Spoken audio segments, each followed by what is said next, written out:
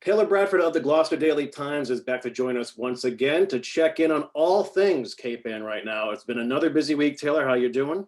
I'm doing well. How about you guys? We're good. Thank Doing you. great. Okay, election season is nearly upon us, and now we actually have the official list of potential candidates throughout the entire ballot. Right. So the deadline for signatures kind of concluded last week, and as the city clerk worked pretty diligently to get all the signatures confirmed and certified, they did it ahead of schedule. And as that has come out, so has the names that will be on the ballot for this year's election season locally. And so we've got, I think, a really packed group of individuals running, and a lot of people running for specifically the mayor's position and also at large here in Gloucester.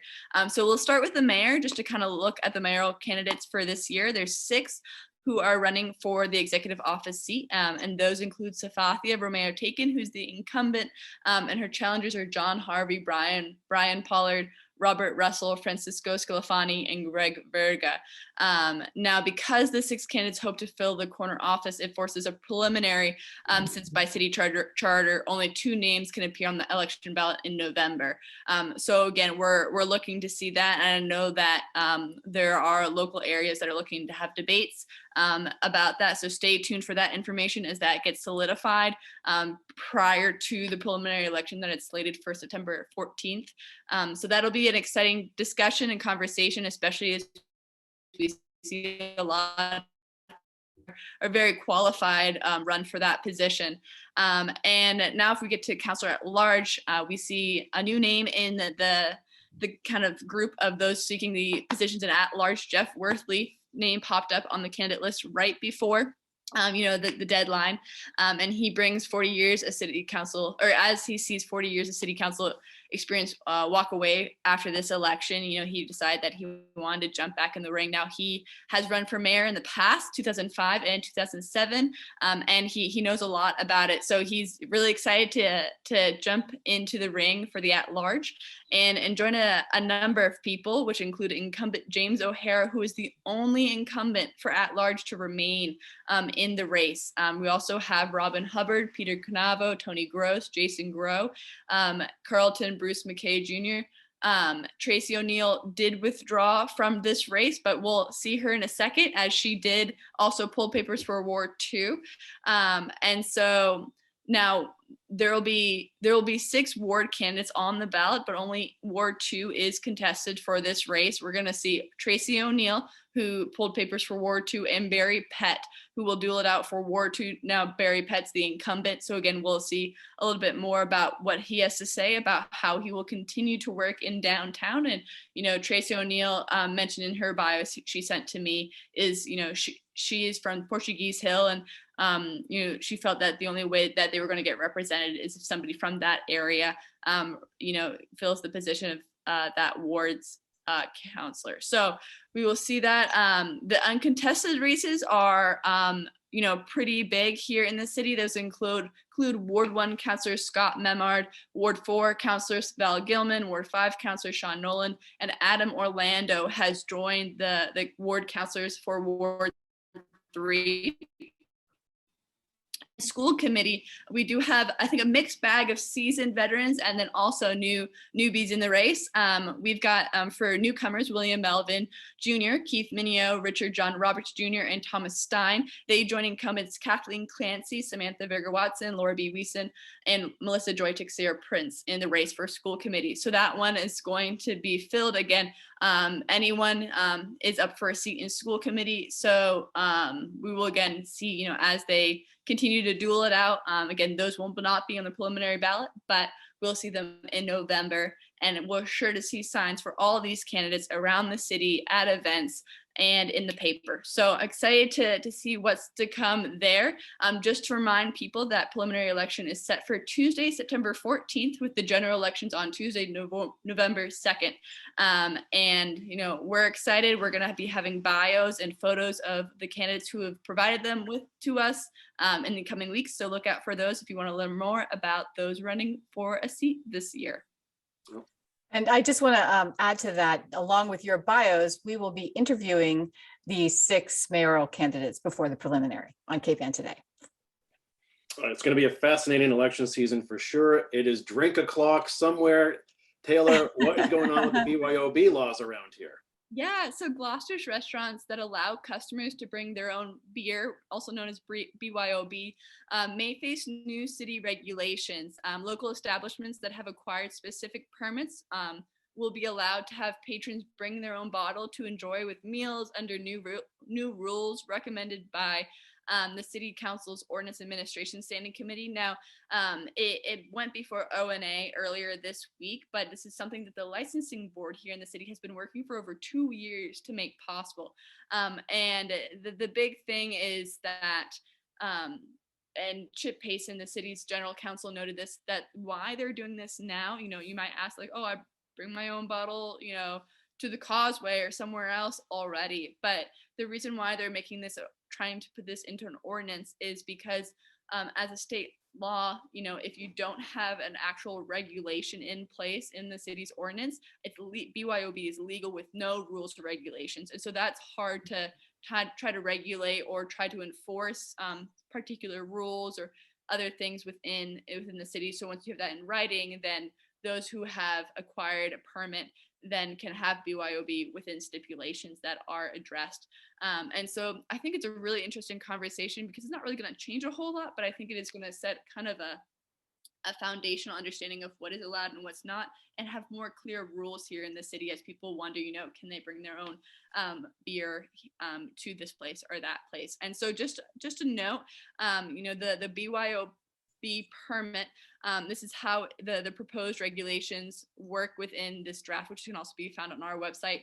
The proposed regulation allows patrons to bring alcoholic beverages for their personal consumption into an establishment holding a common victualler license. So that's like to be able to eat food and serve food at a place that is compliant with the laws of the Commonwealth, promotes the responsible use of alcohol by adults, and protects the health and safety of the inhabitants of Gloucester. This establishment must also have acquired a city BYOB permit. So they're going to have that initial license and then acquire this BYOB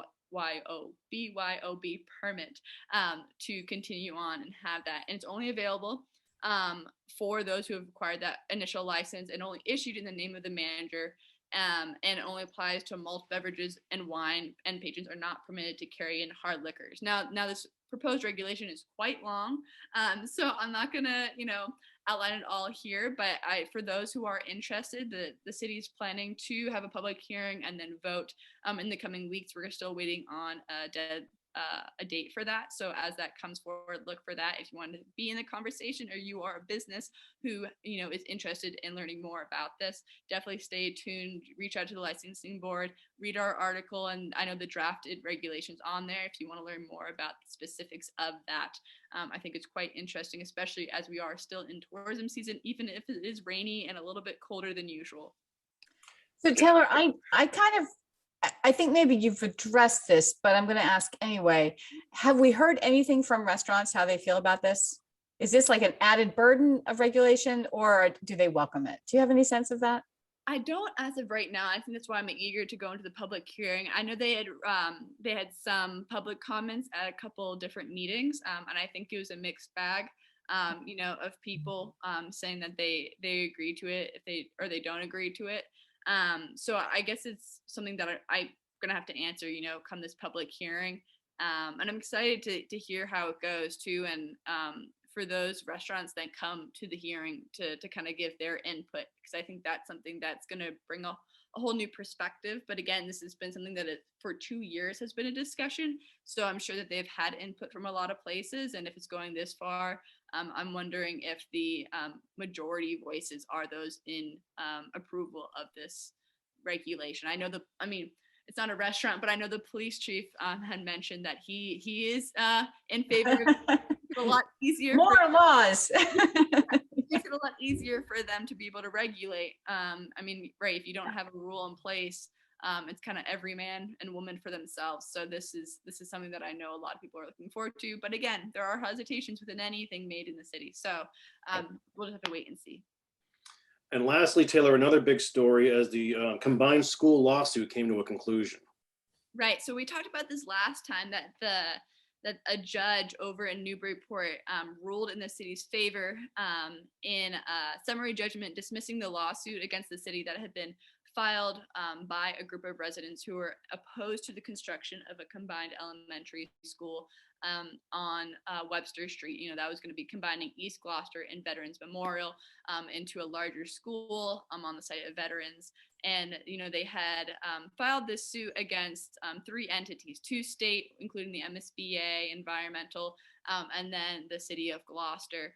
And, you know, we talked last time about the kind of the narrative of the court hearing that occurred that determined that kind of had noted that, you know, the judge was not super in favor of the residents who had filed the lawsuit, saying, you know, even though you can file a lawsuit doesn't mean you should in some instances, saying that a lot of the accusations and allegations they had made, you know, were invalid, or the city had already followed up and, you know, answered them ahead of the lawsuit or the court hearing. But he finally came away with, you know, his decision to dismiss the case. And I spoke with Ben Lummis, the superintendent, just a little bit about what this means for them. You know, now that the judge has dismissed this lawsuit, it means that, you know, it's concluded and the city can now go forward with their project. They've been going forward in the most physical sense of putting up barricades by the school, doing construction, preparing for demolition of veterans. But this also means that they can go forward with their funding from MSBA. If you guys remember, in a previous story, the MSBA, when they heard that the lawsuit, they and the project were named in a lawsuit, as is protocol, they withhold any funding until that lawsuit has concluded. And you know, they were going to be giving quite a lot to the project. They had committed to reimburse Gloucester a maximum of $26.9 million, which is going to leave $39.8 million to be paid by the city and its residents. And so now that this lawsuit is concluded, you know, Ben and representatives from the MSBA told me that, you know, they are ready to go. They're going to work and collaborate together to continue on with this project and kind of continue to navigate anything that comes their way. Any response from the plaintiffs there? No, I did reach out to Patty Amaral through email and phone. I did not hear anything from her yet. I'm hoping to, you know, hear, as you know, everyone here is an active participant and resident in the city of Gloucester. And so, you know, all voices matter in this conversation, you know, even if the lawsuit has concluded. You know, I don't think this ends the discussion of trying to find a safe place for students to learn here in Gloucester. And if this site at Webster Street is to be the place, then again, that conversation continues, you know, from now until, you know, that building is falling apart hundreds of years from now, and they're looking for a new place because, again, learning never concludes for students, teachers, or anybody else in the city. Heather, they sent you a message. My dog is going bananas right now. Someone's at the door. So I thought you were going to wrap. Oh, you want me to wrap it up? I thought you were going to wrap it up. No, oh, no. All right. Well, anyway, Taylor, great job. Great job. We'll catch you again next week. Okay. My dog's going nuts too, by the way. Bye, Taylor. Thank you.